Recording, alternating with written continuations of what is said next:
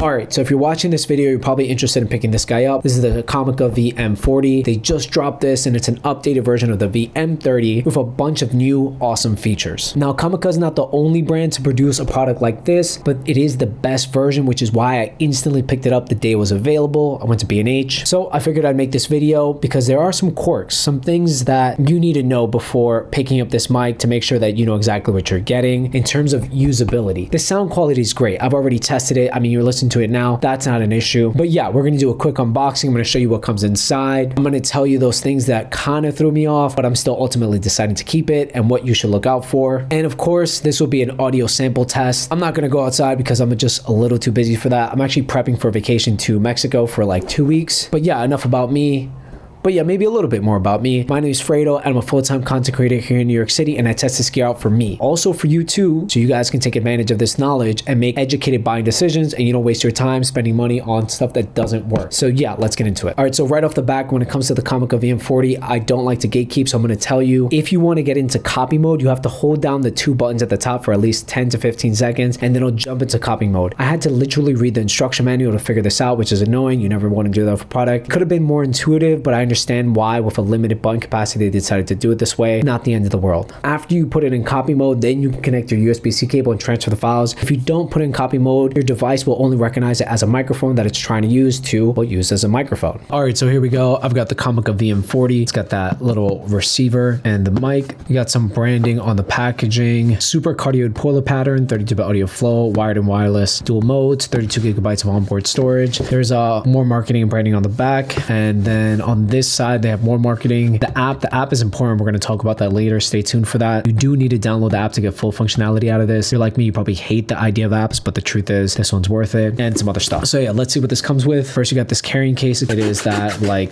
plastic nylon material with a full leather handle, kind of slides out. Very compact for a mic system. You've got an instruction manual, which I actually had to read to figure out how to use this mic, just because some of the stuff is a little hidden behind menus or button combination things. You've got that little SIM card tool that is going to help you reset the mics if something happens to it. This super floofy Comica branded windscreen, not foam. This is the foam one. It says Comica on there, but you can also position it to not say Comica, whatever you want. They give you this nice USB-C to USB-A cable. It has like a little adapter right there. I like these a lot. Super convenient to have these so you can use them to transfer data or pump audio to your device. You've got these pouches with mesh that have some cables. This one's a smartphone connector, TRRS, and then this one's just regular camera one. Let's open up the other compartment, which is where the mic is.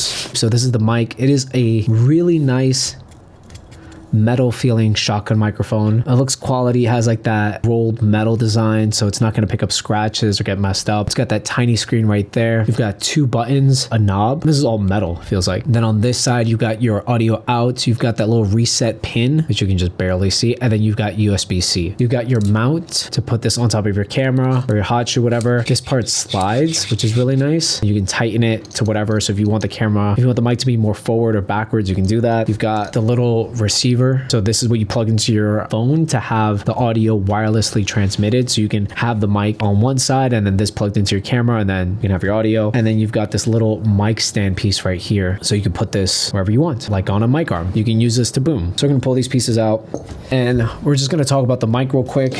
All right, so yeah, like I said, you're listening to the Comica VM40 right now, connected to my Panasonic S9, which is a brand new camera that I just got, and I'm loving it. When it comes to audio, we know how important it is. Bad video, people can get away with now. In 2024, it's almost a stylistic choice to have bad video in your video, but having good audio is important. You cannot get away with crappy audio. People will cook off in an instant, a heartbeat, a split second. So that's why I like this Comica VM40, because it guarantees that I get clean audio no matter what, with its 32-bit flow capabilities. That being said, I don't put chill sponsored content on the internet, so I'm going to tell you the not so great things about this mic first, and then the great things which ultimately lead me to the decision of keeping it. So the not so great things about the Comica VM40 are going to be the buttons. The buttons are very short. They don't have a lot of travel. I find myself having to use my fingernails to actually push the buttons, and I've got to hold them longer than I think I do just to make sure I actually clicked it. Now again, that's a compromise I'm willing to live with, because if you want a small compact body, there's got to be sacrifices made, and that's just one of them. Next up is the screen. The screen on the microphone isn't as useful as you think. It's nice to have, but it is very tiny and it times out too fast. I haven't found a setting to get it to stay on longer, but it would have been better if they had clearer screen maybe a wider one, I'm probably asking for too much, and better indication lights, but the ones that they do have on the mic do the job well. The next up is going to be the receiver. So that little thing that you put on your camera, that thing is almost utterly useless. I wish they would have went with the DJI style, which I don't have right now, but the one that's like more square and fits on your camera screen, and you can put facing you or facing backwards so you can actually see the thing, because when it lays flat in your hot shoe, it's useless. I can't see the audio levels, I can't see the battery percentage, I can't see noise canceling settings, I can't see anything. So that little receiver is usable but not practical, and they should have updated the design on it. I know why they didn't. It's to save money, and I don't blame them. One of the things I've run into that's kind of an issue, but it just might be a me thing, is that when I plug this into copy mode to transfer the files over, it doesn't always immediately shows up. It sometimes gives me a hard time, which is kind of annoying. I don't know why it does it. Maybe it was my USB-C cable that wasn't great, but eventually it does connect and I can transfer all the files. So there are some reasons why you might want to go with the Zoom one over this one. As of now, there's only two options that I know of. Correct me in the comments if I'm wrong, but it's the Zoom M3 or M4. I think it's the Zoom M3. Maybe it's M2. I think it's the Zoom M3 will flash on the screen right now. And then this guy that just dropped. And even though the Zoom one is cheaper by about $100, this one has more versatility. The reason I stuck with this one and didn't get the Zoom one is because this one is USB-C power. That other one, I think you have to have AA batteries. It doesn't have a built-in battery, which is annoying, which maybe in the long run is more user replaceable, but this one does what I needed to do. This is going to stay in my studio. This is my studio mic. I'm not taking this outside. I have the DJI mic for use outside that I use literally every day. So that's going to be that. But this guy solves a lot of my problems. There are some reasons why you might want to go with the Zoom one over this one. Maybe in like a very serious scenario where you're doing something professional, you don't want to lose the files.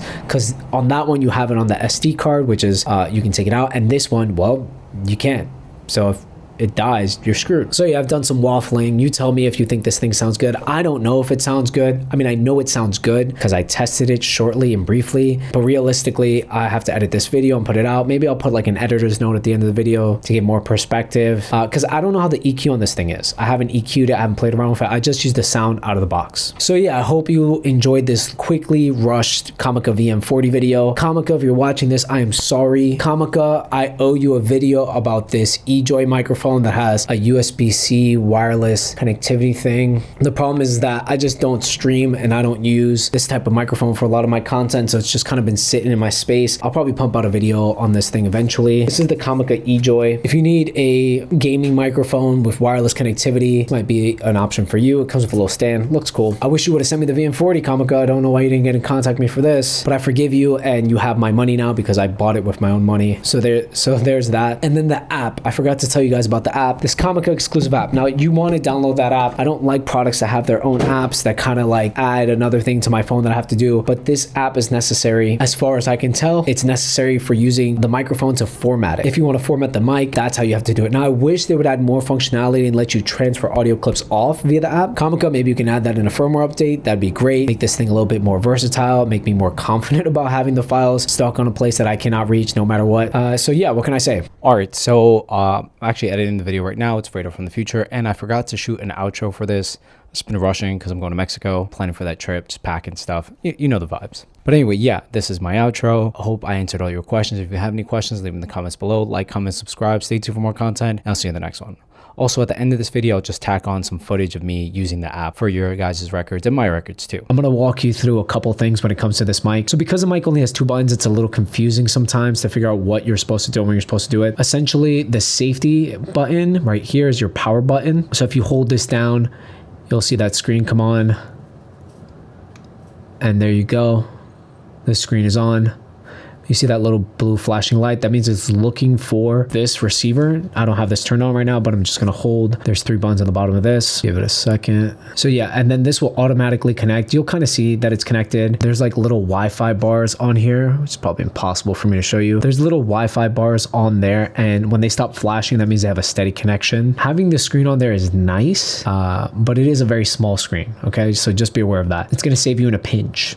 So first off, if you press this record button, you'll cycle cycle through your low pass and high pass filter or whatever that is. You can turn both of them on so that cycles through there. If you want to start recording, you have to hold down the record button and then you'll start seeing a red light pop on. And then to stop recording, you also hold down that record button until that red light stops. You'll also see on the screen right here, which has dimmed automatically. I don't know how it's done it, but that screen will show you when you're recording, there's like a red ring that pops up. Now, when it comes to the app, you have to make sure that you have both of these devices on. Let's turn this on. So yeah, you have to make sure you have both of these devices on, and then it'll connect on the app. As you can see, my device is there. And then when you tap on here, you can see that the microphone, I'm going to just talk into it so that way you see the audio levels. Those audio levels are not real time. They're kind of slow, but I don't really care about that. You can start and stop recording here. You can turn on the high cut filter, the HFB, I don't know what that is. And then you can also mute the mic. You can control different things like the gain level as well. Mono mode, there's a denoise option. It tells you how much battery life is on there. So you can see all these really nice stats.